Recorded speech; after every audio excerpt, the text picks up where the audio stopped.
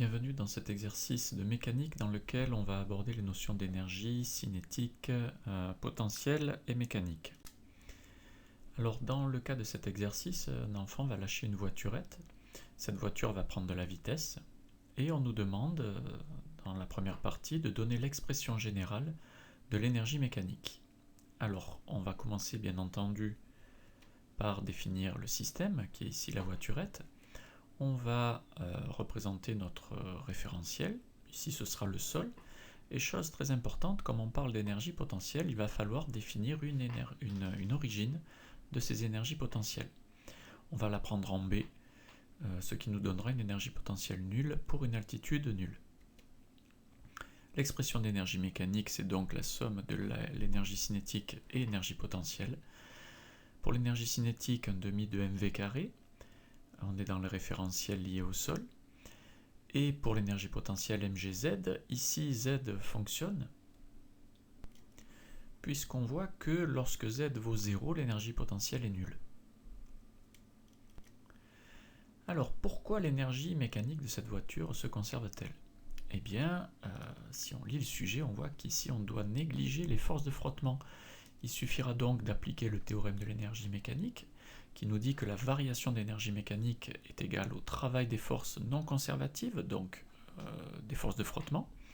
Il n'y a pas de force de frottement, on peut donc conclure que l'énergie mécanique va se conserver. On nous demande maintenant de calculer l'énergie mécanique au point A. On va donc utiliser l'expression qu'on a donnée dans la première question. Et dans le sujet, on nous donne une vitesse de la voiturette au point A nulle, ce qui va nous donner une énergie cinétique nulle. On voit donc que l'énergie mécanique se résume à l'énergie potentielle. La masse est donnée, 75 grammes, attention, ce sont des grammes, il faudra le mettre dans l'unité du système international. On nous donne G en newton par kilogramme, ce qui nous rappelle bien qu'il faudra une masse en kilogrammes. Et l'altitude, elle, est repérée sur le graphique 5,1 mètres. Il suffit d'effectuer le calcul et on trouve une énergie mécanique en A de 3,7 joules. On nous demande maintenant de déterminer la vitesse au point B de la voiture. Alors, on a vu que l'énergie mécanique était conservée. Et l'énergie mécanique en B, on va l'exprimer. On voit que c'est la somme de l'énergie cinétique plus la potentielle, mais il y a une particularité au point B, c'est que l'altitude du point B vaut 0. Et donc il n'y a pas d'énergie potentielle au point B. Si on utilise donc la conservation d'énergie mécanique entre le point A et le point B, on peut donc dire que l'énergie mécanique en B est égale à l'énergie mécanique en A. Première possibilité, on va utiliser la valeur qu'on a trouvée précédemment pour l'énergie mécanique en A. La masse est connue, on cherche VB, il suffit donc d'extraire VB, on voit qu'on fait 2 fois 3,7, on divise par la masse et on prend la racine, ce qui nous donne une valeur de la vitesse de 9,9 mètres par seconde.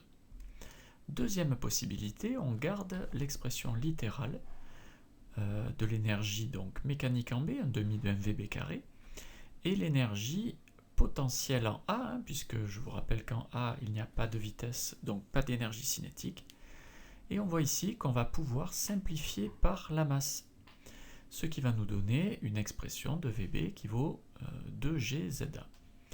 On n'a pas tout à fait le même résultat, puisque j'ai conservé, moi, la valeur trouvée ici avec deux chiffres significatifs.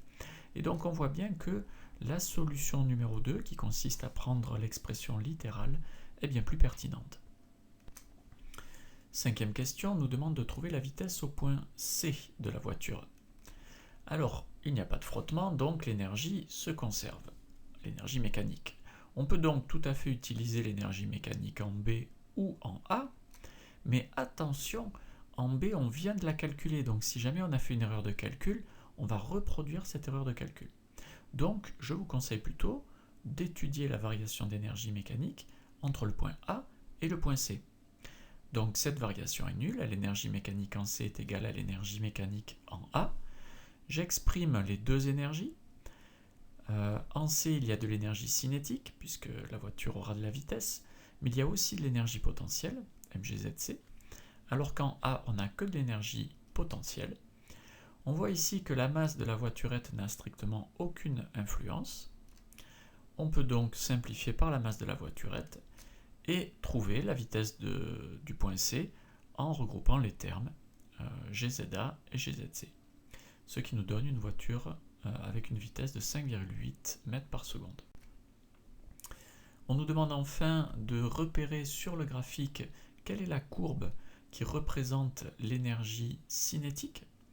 Et bien ici, tout simplement, on peut dire que entre A et B, la voiturette a gagné de la vitesse, donc elle a gagné de l'énergie cinétique. On peut donc dire que l'énergie cinétique augmente. Clairement, ce sera la courbe en continu. Et on pourrait aussi noter en remarque que, comme la voiture descend, elle perd de l'énergie potentielle, et donc en pointillé, c'est bien l'énergie potentielle. Donc l'énergie cinétique représente bien ici la courbe en trait continu.